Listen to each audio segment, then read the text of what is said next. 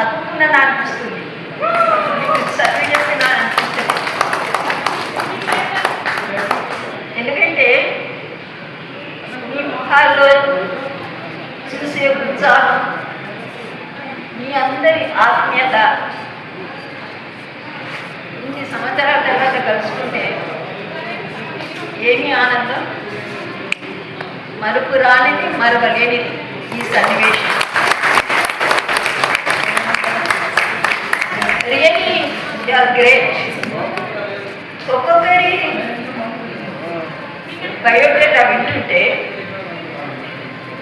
నా విద్యార్థులు ఇప్పుడు ఇంత మంచి స్థితిలో ఉన్నారని గర్వపడుతున్నాను. మీ పిల్లలు కూడా ఉన్నత స్థాయిలో ఉన్నారని చెప్పారే, అది ఇంకా సంతోషం అనిపిస్తుంది.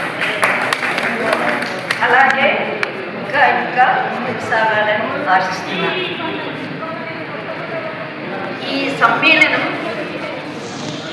నిజంగా అద్భుతం. ఎప్పటి నుంచో మీరు అనుకుంటుంది కావచ్చు, ఈ సమ్మేళనానికి ఒక్కొక్కరిని కన్సల్ట్ చేయడం, అందరినీ రమ్మనడం ఎంత రిస్క్ నాకు తెలియదు. దాదాపు బహుశా ఇంతకుముందు నేను 14 years పనిచేసిన 8 బ్యాచెస్ గెట్ టుగెదర్ పెట్టింది కావచ్చు. మీరంటే ఇదివరకు ఒకసారి మనం పెట్టుకోమని గెట్ టుగెదర్ పెట్టే కంటే మీ జీవితాల్లోని అద్భుతాలు నాకు మేమందరం టీచర్స్ తెలుసుకొని ఆనందించడం అద్భుతం. మీకు అనిపిస్తుండొచ్చు మా వల్ల మీరు అయినారని, కానీ మాకు అట్లా అనిపిస్తలేదు. మా వల్ల కాదు, అది మీ లోపల ఉన్నటువంటి క్రమశిక్షణ, ఆసక్తి, ఆపేక్ష, కృషి, అదే మిమ్మల్ని ఇంత దూరం తెచ్చింది. ఒకటి ఇంత మంచిగా జీవితంలో సెటిల్ అయ్యారంటే అసలు మీ తల్లిదండ్రుల కంటే ఎక్కువ కూడా మాకు సంతోషం అనిపిస్తుంది. ఒక మనిషి ఒకరి ముందు తలవంచకపోవడం ఆత్మాభిమానం, ఒకరి ఆత్మగౌరవం, చెయ్యి చాచకపోవడం ఆత్మాభిమానం, ఒకరిని మరవకపోవడం ఆత్మీయత. ఇప్పుడు అది మీ లోపల ఉంది. మీకు తెలుసుకుంటుంటే ఎంత గొప్పవాళ్ళు. జీవితానికి ఈ మూడే ముఖ్యమైనవి. జీవితం అంటే ఆత్మగౌరవం, ఆత్మాభిమానం, ఆత్మీయత. ఈ మూడింటితో పాటు ఇంకా 3 ఉంటాయి. 3 చాలా, కానీ ఒక 2 చెప్తాను అంతే. మన జీవితంలో వస్తూ పోతూ ఉంటాయి కొన్ని. అది పేదరికం, జబ్బు, డబ్బు. ఈ 3 వస్తుంటే పోతుంటాయి. కానీ తిరిగి రానివి కొన్ని ఉంటాయి. అవి కాలం, యవ్వనం, పరుగు. ఇంకోటి ఎప్పటికీ ఉండిపోయేటి కీర్తి, జ్ఞానం, విద్య. ఇవెప్పటికీ మిమ్మల్ని విడిచిపెట్టిపోవు. ఒకసారి మీరు మీ ప్రతిభ బయటపెట్టదంటే ఎప్పటికీ ఉంటారు. మీకు ఆపేక్ష ఉంటుంది, అందరికీ కూడా మీరంటే గౌరవం ఉంటుంది. ఇక మన వెంట వచ్చేటే 3 మళ్ళీ: పాపం, పుణ్యం, మన నీడ. నిజంగా జీవితం అనేది కష్ట నష్టాలతో, సుఖ సంతోషంతో ఎన్నో ఒకటి కలయికలు. అవన్నీ మీరు అనుభవించారు ఇప్పటికీ. ఇప్పుడు నేను మీకు చెప్పడం కాదు, ఇప్పుడు మీరు నాకు చెప్తారు. మీ ముందు మీరు నిజంగా సాధారణంటే మేము చిన్నపిల్లలు. ఇప్పుడు మా ఇంట్లో అంటారు, చెప్తారు, ఎవరు అన్నారు, ఆమె క్లాస్ తీసుకుంటారు. నేను మా అబ్బాయిని అంటాను, ఎవరిని చెప్తుంటే, నేను క్లాస్ తీసుకున్నప్పుడు నువ్వు నాకు క్లాస్ తీసుకుంటున్నావు అంటాడు. అంటే వంగకు తొందరగా నడవకు, స్పీడ్గా మాట్లాడకు, అంటే జాగ్రత్తలు అన్నమాట. మనం పడిపోతానో ఏమో ఇది. నా శరీర స్థితి అలాగే ఉందనుకోండి. దానికంటే ముఖ్యమైనది మనిషికి అన్ని మతాల్లోకి మానవత్వం గొప్పది. అంటే నుదుట బొట్టు ఒక గ్రామంలో దేవాలయం, మనం నోటితో పలికే భగవత్ నామం, చేతితో ఇచ్చేటువంటి దానం, హృదయంలో లేనటువంటి అశాంతి, తర్వాత ఓపిక లేనటువంటి అంటే చేతగానటువంటి శరీరం, భక్తి లేని జీవితం, ఇవన్నీ కూడా మనిషికి కావలసినవన్నీ మీ లోపల ఉన్నాయని అనుకుంటున్నాను. ఎందుకంటే మీ మాటల బట్టి, మీ ప్రవర్తన బట్టి, అప్పుడు ఎవరినో పట్టినా అన్నాడు, ఏమో చేసినా అన్నారు, నాకైతే తెలియలేదు. నేను అనుకుంటున్నాను, నేను రాగానే బయట ఉందో లోపలికి మాత్రం ఉంటుంది. అది నేను గౌరవం లేకపోతే ఉండదు. అకారణంగా అంటే క్లాస్ వదిలిపెట్టి బయటకు వస్తే ఇంటికి తర్వాత చాలామంది బయట ఉండేది, ఒక్కసారి బయటకు వస్తే అంతే. కానీ మీ భయమో భక్తో లేకపోతే నేనంటే ప్రేమను, ఇప్పుడైతే ప్రేమ అనుకుంటున్నాను, అప్పుడు భయం కావచ్చు, లేకపోతే భక్తి కావచ్చు. మీ క్లాసికల్కి మాత్రం పోదు. అది మీ లోపల ఉన్నటువంటి డిసిప్లిన్. ఆ డిసిప్లినే ఈరోజు మీరు ఈ విధంగా ఉండడానికి కారణమని నేను అనుకుంటాను. ఏ ఉపాధ్యాయులు ఏది చేసినా మీ మంచి కొరికి. అంటే ఒక విధంగా చూస్తే అబ్బాయి చెప్పాడు, తల్లిదండ్రుల కంటే ఎక్కువ కాలం ఉపాధ్యాయుల కంటే ఉంటారు. అంటే బ్రహ్మ మన తలరాత రాస్తాడు, బడి చదువురాతలు రాస్తుంది. ఆ చదువురాతలు ఎవరు నేర్పిస్తారు? ఉపాధ్యాయులు.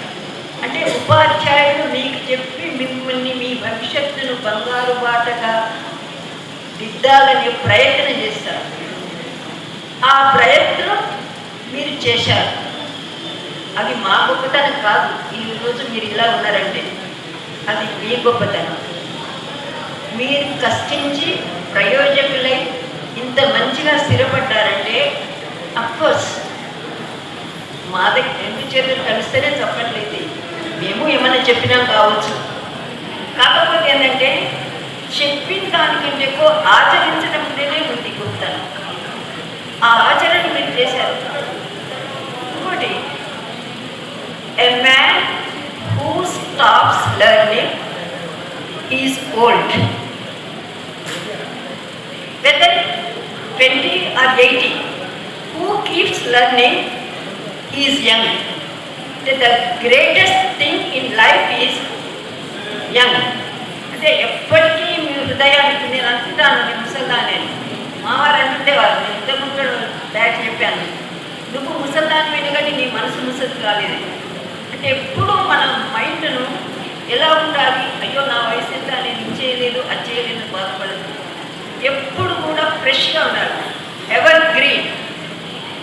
అట్లా ఉంటేనే మీరు ఏదైనా సాధించగలరు. ఇప్పుడు మీకు బోధ కాదు, మీరు మాకు చెప్తారు. కాకపోతే ఏంటంటే మీ అనుభవాల ముందు మాకు తక్కువ. ఎందుకంటే ఓల్డెన్ డేస్లో ఏమో చదువు కావచ్చు, బిల్లు కావచ్చు, పెన్ను కావచ్చు, వచ్చి ఇదే ఉంది.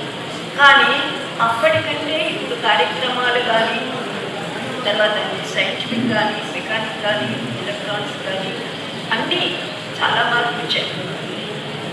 ఆ మార్పులన్నీ మాకేం తెలియదు.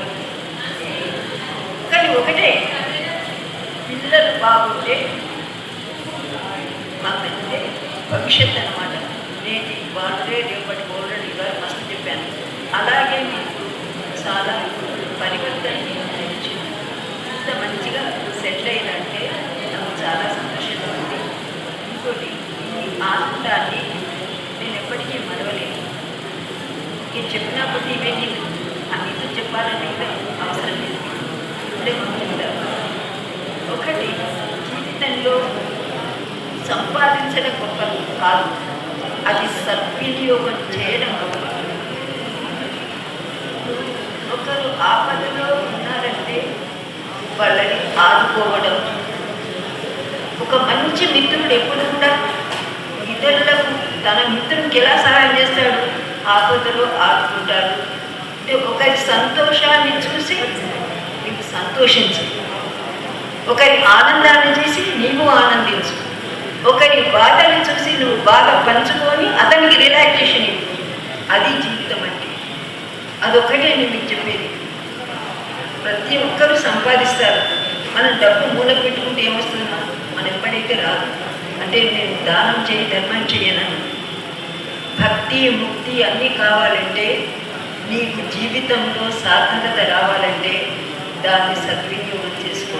అప్పుడే నీవుగా ఉంటావు. నీవు అయ్యో నాకు లేదు, ఇతరులకు ఉన్నది, నేను అలా మారుతాను అని అనుకుంటే అది అసాధ్యం. దేవుడు నీకు నిన్నే అదే విధంగా సృష్టించాడు.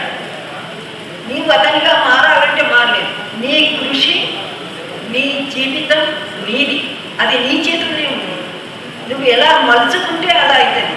ఇప్పటికే మలుచుకున్నారు. మీ పిల్లల జీవితాలు కూడా చాలా బాగా తీర్చిదిద్దారు. అది నాకు చాలా సంతోషం అనిపిస్తుంది.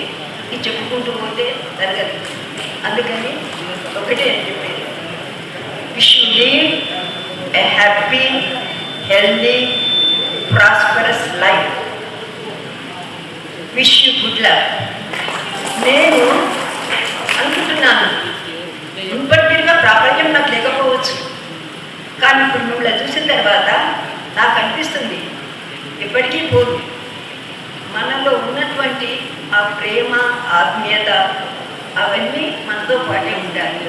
ఒకరినొకరికి అవినాభావ సంబంధం అనేది మన మధ్యన ఉంది. కాబట్టి ఇప్పుడు ఈ విధంగా కలుసుకునే యోగం నాకుంది కాబట్టి మిమ్మల్ని కలిశాను. అంటే భగవంతుడు ఏం చేస్తుంది, ఇవాళ నేను ఉంటానో రేపు పోతాను, ఎప్పుడు ఏది చేస్తానో తెలియదు, ఎప్పుడు ఎవరికి ఏది వస్తుందో తెలియదు. అది భగవంతుని నిర్ణయం. నీ పని, నీ మంచితనాన్ని నువ్వు చేసుకుంటూ అది ఎల్లప్పుడూ నీకు ఉంటుంది. Wish you good luck, all the best.